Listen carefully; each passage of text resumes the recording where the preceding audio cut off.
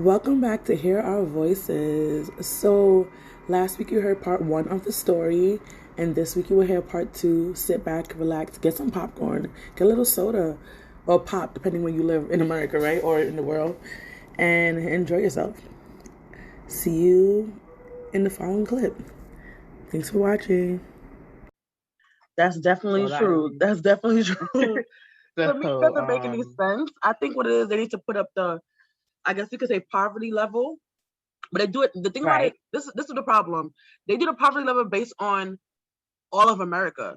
That's not really helping us. If New York City is one of the states will have the highest income, not income, but like living level in the country. So you can't compare us to Florida because I can take what I make now and live large in Florida. Right.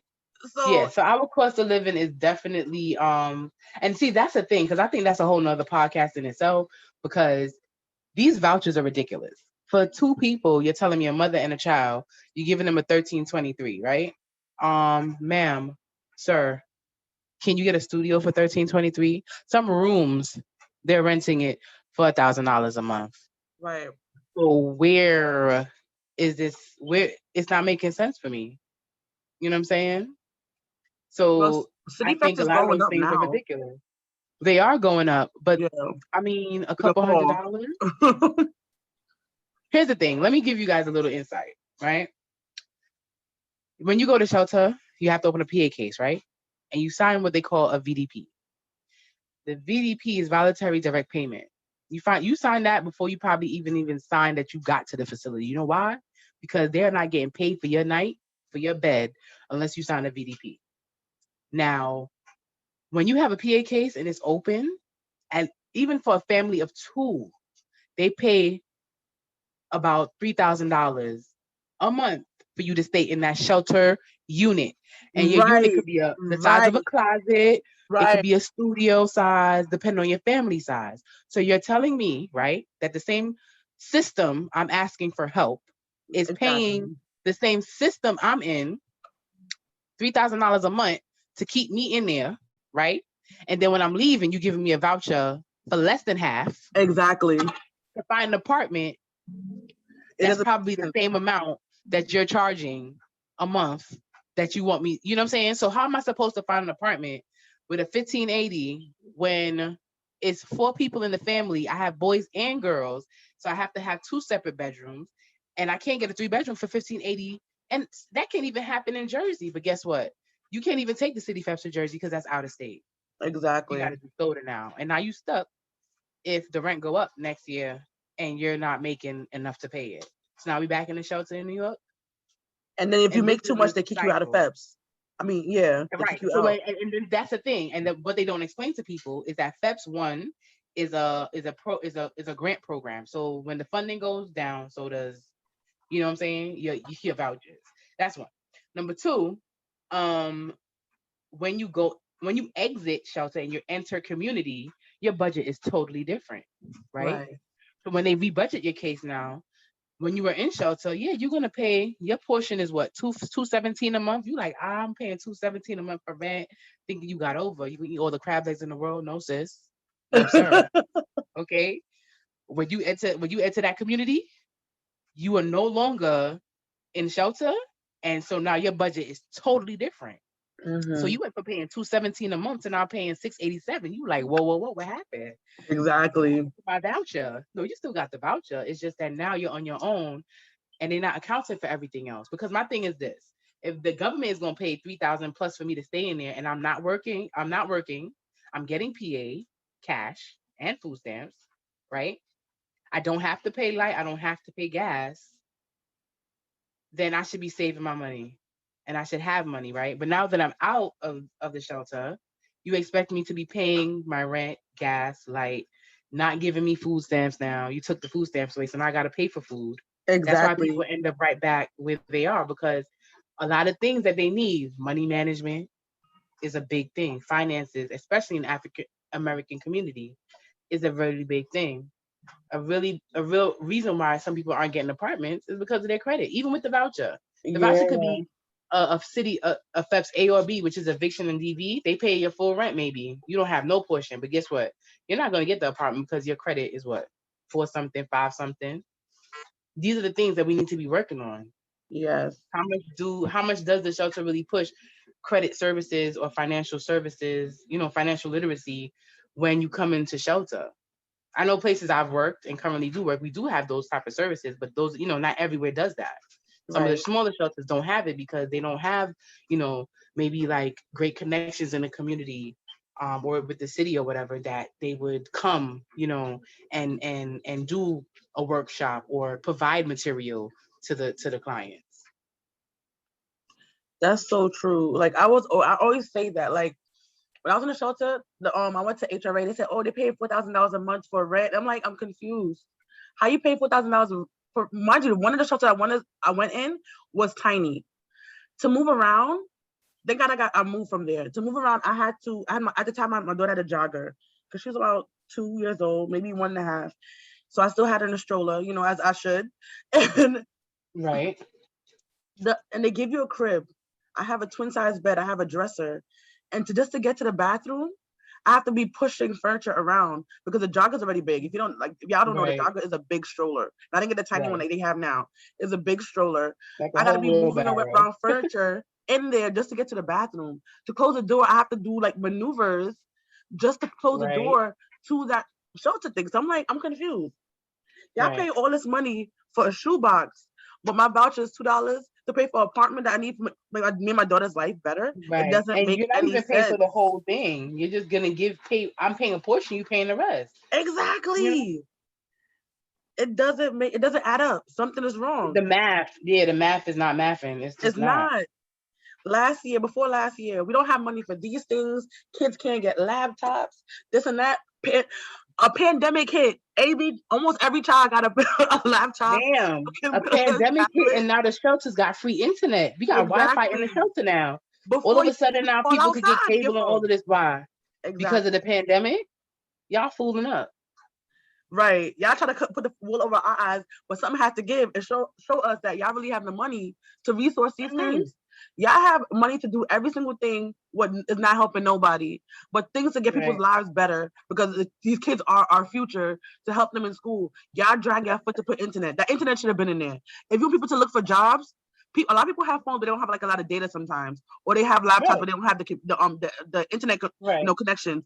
If you want them to get out of shelter to find jobs, the best way to do that is 20 years ago at this point, to put internet connections in the shelters so they can look for better jobs so they can get out of the shelter. Like I don't understand how 1 + 1 = 2, but you doing 1 + 1 = 5. Like it doesn't make any sense to me. Yeah, the math is not mathing. That's what that is. Oh my gosh. It's crazy. I don't know. It's a systemic thing. I forgot the guy's name, but I know he's very popular. He's been on The Breakfast Club. I saw an interview with him and Charlemagne, and he mentioned something. I don't know if his name will come to me, but he mentioned in his when he was speaking, and he was saying that why would they do different? They need us to be in this position. You understand what I'm saying? If they provided us with financial literacy, if they really provided us with the help and the tools for us to do better, like where would they make their money? But we could find some other way for them to make money, though. That's the thing. No. I understand what you're saying, and I agree with you. They do need to find another way, but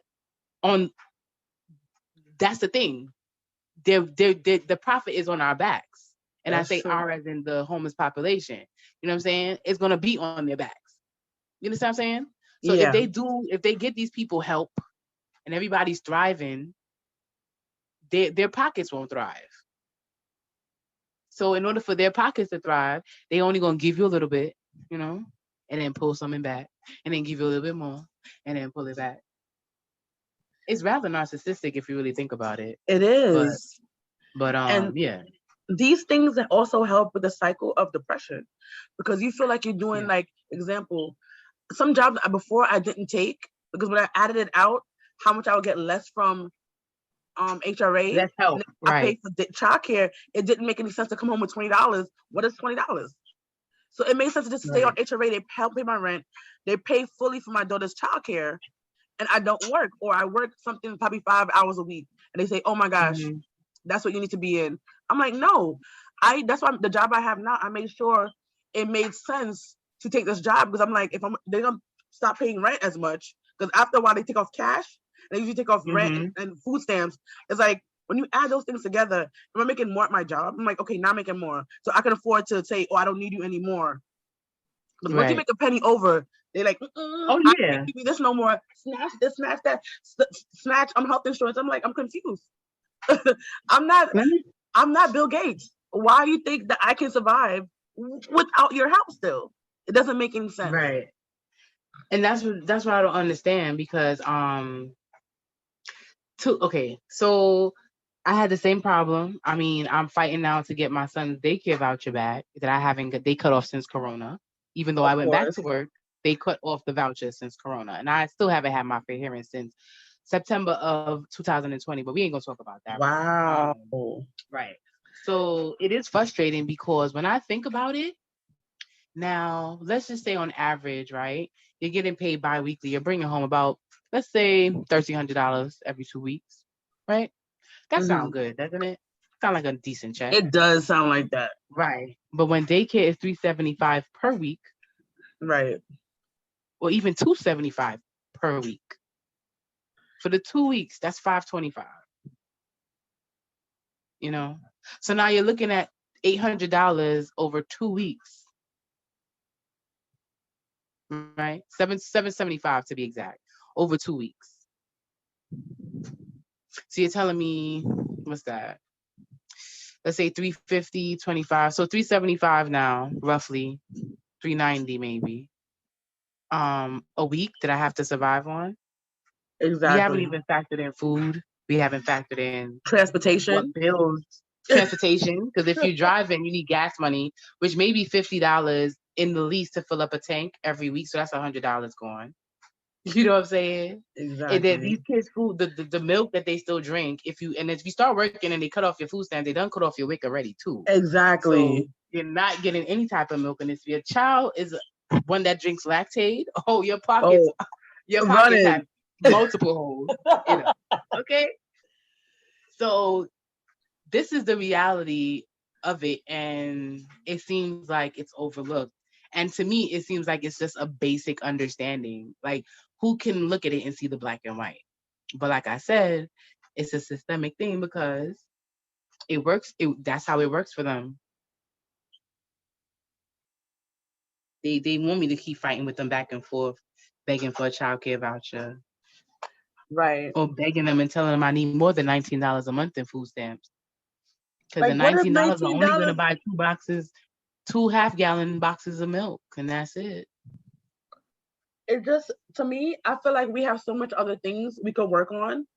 And I feel like the homeless system can get so much better if we just pull it together. And think about it, if people don't know, they have so much resources out there people don't even know about. That's why we're doing this podcast, to get things out there for people. We talk about Canva, things like that. But it also is like all these things, and it's like, to qualify for certain things, it's a lot. Let me put this out there. Yeah. And this is something that people don't know. All right, so people do know about home base. And before you go to shelter, home base is a great, like you said, through Canva, it's a great program, because they can help you stay in your home, so you will not have to go into shelter. So home base is a good program. However, what I did want to mention that a lot of people do not know is that you can go to HRA and apply for your own City Feds voucher. You don't have to have a case manager do it. You don't have to necessarily be in shelter. You need housing. The same way you apply for them to pay for storage when your bill is late, or pay for your light bill because they're about to get shut off or whatever. You can go and apply for a voucher right at HRA. And a lot of people don't know that. So, that's one gem.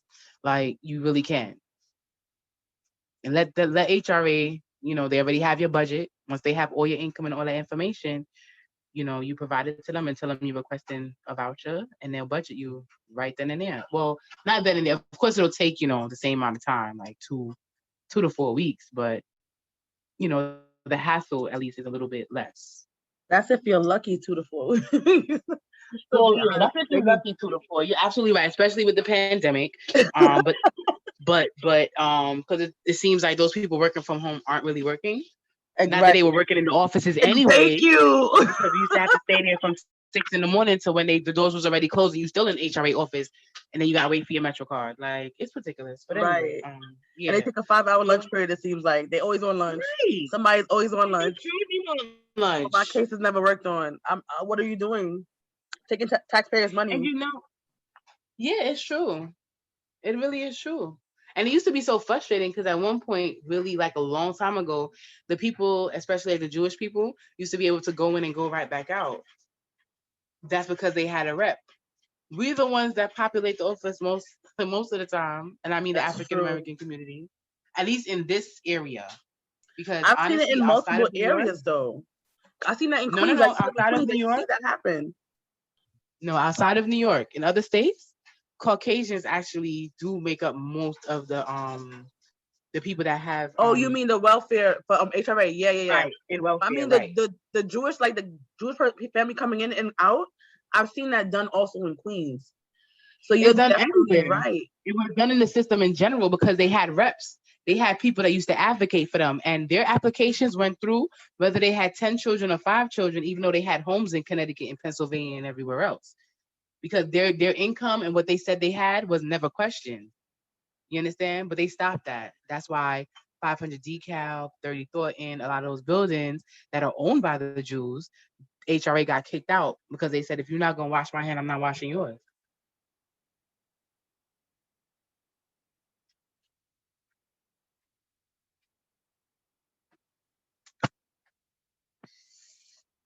Missing it. Hello? Oh, yes, it's on now. Sorry. I had it on mute. So yeah, I don't hear my background. And it's like, what happened? But that's crazy. I did not know that, but I definitely knew what you were talking about before. Like, that's really, it's unfair. Because being there alone is, when I first went to HRA when I was younger, I went when I was 18. Oh my God. First of all, I'm Jamaican. So my mother was like, never, I had to sneak and kind of did it. And I was in my mother's, like, living with my mom still. And I was like, I felt a way like, oh my God, I would never go on welfare. And at 18, I'm like, damn, I need the money. So I was in school and I was doing this and I was like, I need extra money. And the funny thing is, people don't know. I don't know if they have it, a lot of them now, but before, I used to Queensboro, and they used to have a program. They used to give you money they have a key food nearby, and they give you money for the key food, and they give you money for their cafeteria, so you make sure you're never hungry. And you have to like do stuff to qualify for, like give food stamp cards or whatever, and then you go every week for your little stipend or whatever you want to call it, and they'll give you extra stuff like that, which was really, I think every school, they didn't run out of funding after a while, but I'm like, to me, people paying their tuition, I feel like that shouldn't have been ran out in the first place. I'm confused, but I think every school should have something like that to help out the students, because you'd be surprised how much college and high school and people in general are hungry, and they in school, you can't concentrate. As much as they say there's a lot of food in this world, or in New York it's like a lot of food, a lot of people don't have any. And one of the good things they did actually that they started doing when the kids were home was giving extra food stamps to a lot of the parents who had the kids home doing remote learning.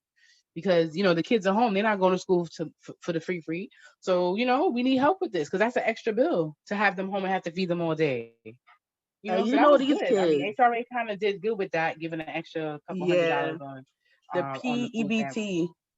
Right. You know what's crazy to me though? When these kids in school, they're not eating. They're eating once a day. And if you have a little kid like mine, they might get a snack time. But when they living with you, they chomping down every 5 second. It's like the fridge stay open. Exactly. I'm like, but you hungry again? You just ate 20 minutes ago. And then you have to buy all these snacks. You only it's only food, and then you try to get snacks to make them feel good about themselves and whatever. When I was a kid, I didn't have all these options. With my daughter, have a whole table of snacks and chips and cookies to eat. But it's just like, you don't want your child to, and every minute they're eating. They're just eating. I told her I'm not buying no more chips. I'm sorry. It can't happen no more, baby. Yeah, it's getting out of hand. I had to do that too. I had to switch around the snacks, because I'm like, no, you were getting these snacks only once a week, like once a day. Every day you got it once a day. Took it to school for after school snack because I work late. And then when we're home during the day, you wanted to have one before lunch, and then before dinner, and then before bed. Just no, it's not vitamins, honey. It's snack, and we're not doing that. They playing us. They all playing us. Right? Crazy. But let's get back to your shelter story, right? So, how was it now being there? Like you said, they treat you differently, not differently, but a little bit better than the other people. Do you see something happening for you to come out anytime soon? Do you have any, prospects in apartments? What kind of vouchers are they giving you? Granted, you fill out everything yourself, so you should be going correctly, But what do you think is happening? And do you think that Corona is also affecting the shelter stay of people? Okay, so I'm gonna address the Corona situation first. Corona is definitely affecting the shelter stay for people, and I feel that it's both positive and negative. The negative part is the fact that it takes longer for people to get vouchers, for their paperwork to be processed as far as not in the shelter, but going to HRA, going to DHS, going to, those different departments within to have packets approved, to have vouchers approved, and things of that nature. The positive thing is that your shelter stay isn't split up. So you know that when you go in, you have a conditional period of 10 to 14 days until they make a decision as to whether they'll help you or not. Now, before Corona, you would have had to go back to PATH, pack up all your things, go back to PATH, and take that whole process all over again from start to finish, the application process. Now with Corona, you don't have to do that. You can stay in the unit at the place that they've given you on your first application, and you just call. Now the calling may take a day or two or three, but at least you don't have to go and sit in PATH all day. You can stay where you are. You call them, and they do your reapplication over the phone, and they extend your stay where you are. Um, so I think Corona is helped out with that because that was a definitely a frustrating thing that people had to go through, packing up everything and going back to PATH and then coming back sometimes to the same facility just left 7 hours ago, to do it all over again and then another 10 to 14 days. So regarding now my exit from shelter, don't qualify for a voucher because I made too much. Um, I made too much money. So for me, I would have to use SODA, which is a single one-time assistance, and they pay the broker's fee as well as um, my security deposit and the first year's rent. After the first year, the rent is on me. So that's all I qualify for. So I am definitely looking, searching, um, and deciding whether I want to stay in Brooklyn or even in New York for that matter, because I can take that to any of the 50 states that I want to go to if I wanted to. So I'm looking, and like I said, the only good thing about this experience now is that I've asserted myself a little bit more. I'm more confident in who I am and what I know, and I'm not taking anybody's, crap, for lack of better words, and letting them tell me what's going to happen. I'm letting them know what I need and what I want, and I'm being adamant about it and not wavering at all, this time around. Um, and I think it's working out better in the sense that I feel like I'll get out faster than most have. It's only been a couple of months, so now that I've settled that I won't get a voucher, I can definitely just start looking. The only problem with the process is that because a lot of people have used soda before and landlords don't really like it, it's hard to find somebody who would take it. So that's the biggest issue that I'm facing right now. I understand. Do you know a lot about soda, the soda program? What do you need to know? Like, can a person who doesn't have paperwork, like immigrants, would they be able to qualify for this program? And I guess they don't base it on how much you make, I would assume, because he said you make too much for the other ones, but you qualify for this one. Okay, so the thing with soda is that, so in general, immigrants, although they can get some assistance, when it comes to that, it would have to be, they won't qualify in the sense that their HRA cases are usually open under the children anyway. Yeah.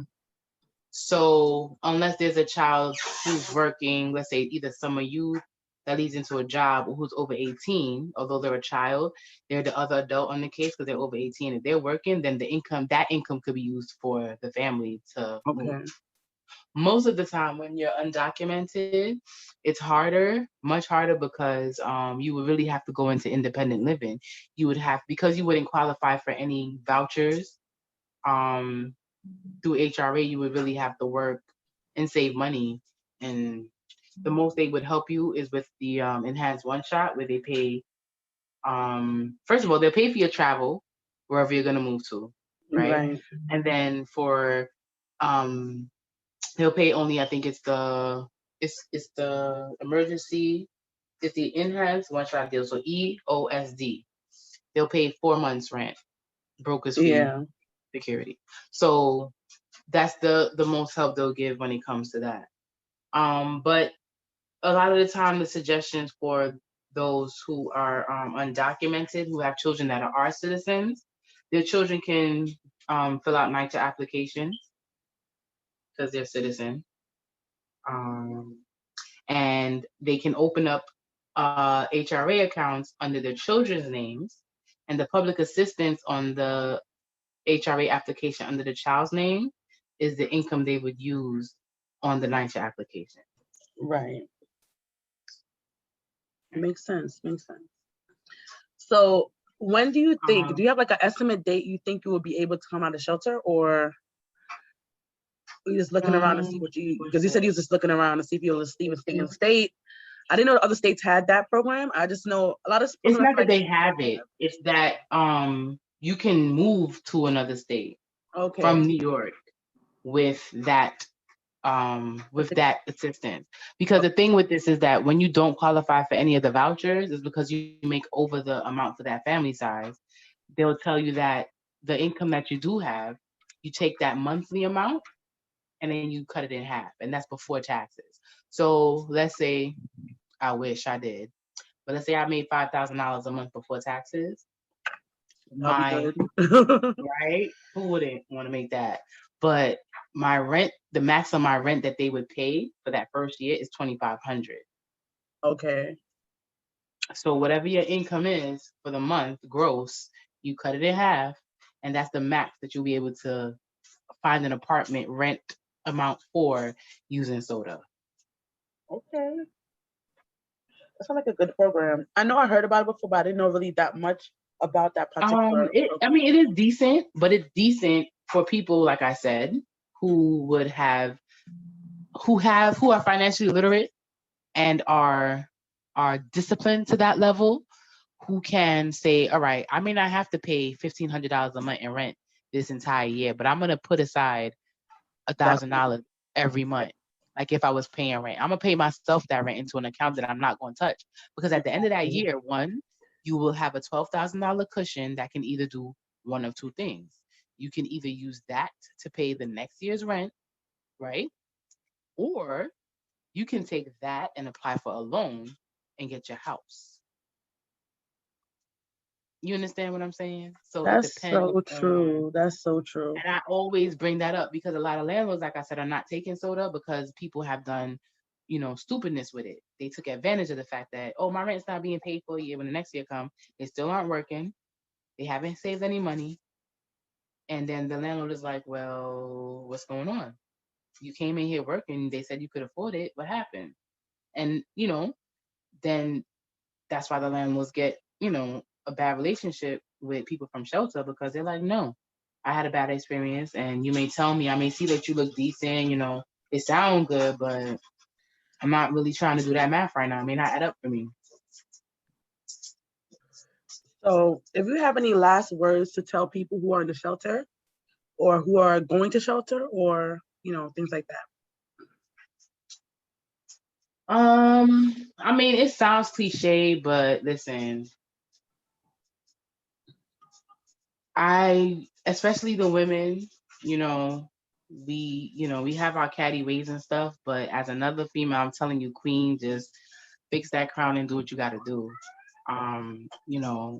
We don't have anybody but us, and at the end of the day, these are decisions that you have to make for you, and whatever you feel is best for you, let nobody judge you, not one. Because at the end of the day, when your child is hungry or your child needs something, there's nobody to go to. You have to look at yourself like, what am I going to do? So, stay focused and, take the lesson out of your situation, learn from it, and do your best to move on. That would be my advice. And to advocate for yourself. Don't back down for nothing. They telling you no, find another way around it. Everybody got a boss, so somebody's gonna have your yes. Right. Like I always tell you guys, advocate for yourself. Nobody could speak on your situation or, act the best in your interest but you. So advocate, talk up, learn. Google is your friend. Like 311 is your friend if you live in New York City. Yes. 311. Yes. Anything is even wrong with your shelter. They're doing wrong. Speak up. If we don't speak up, things continue to happen and things never is going to change. And you might not help yourself sometimes in that right now, but you can help somebody in the future. So guys, thank you for listening to hear our voices, and I hope to see you next time. Bye. Bye. Oh, Lord.